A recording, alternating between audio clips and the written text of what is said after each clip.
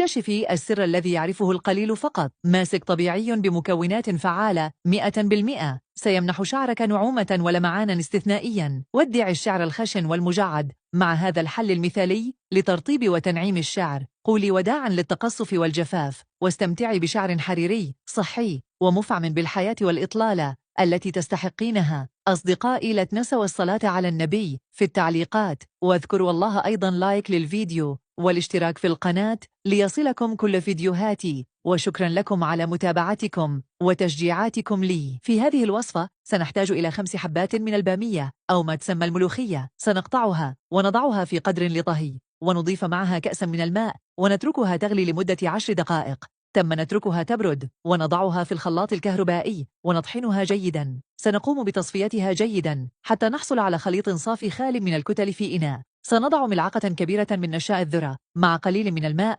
ونحرك الكل جيدا حتى تذوب النشا. بعدها سنضع خليط النشا مع خليط البامية في إناء لطهي على نار هادئة جدا، ولا نتوقف عن التحريك حتى نحصل على خليط كريمي ثقيل بهذا الشكل. سنضيف ملعقة كبيرة من زيت جوز الهند، ملعقة كبيرة أيضا من زيت الزيتون. فالملوخية تحتوي على ما يقارب 90% من الماء، وهذا يجعلها مكوناً ترطيبي طبيعي رائع للشعر. إلى جانب ذلك تحتوي أيضاً على 2% من البروتين، وهو مهم جداً للحفاظ على توازن الرطوبة في خصلات الشعر. نقوم بوضعه على الشعر من الجذور حتى الأطراف، ونقوم بوضعه على الشعر خصلة بخصلة، ونتركه من 2 ل3 ساعات. بعدها اغسليه لنتيجة أفضل. كرري الوصفة 2 مرات في الأسبوع، وقولي وداعا لشعر المتقصف والخشن والمجعد. ستحصلين على شعر رطب وناعم وملمسه كالحرير.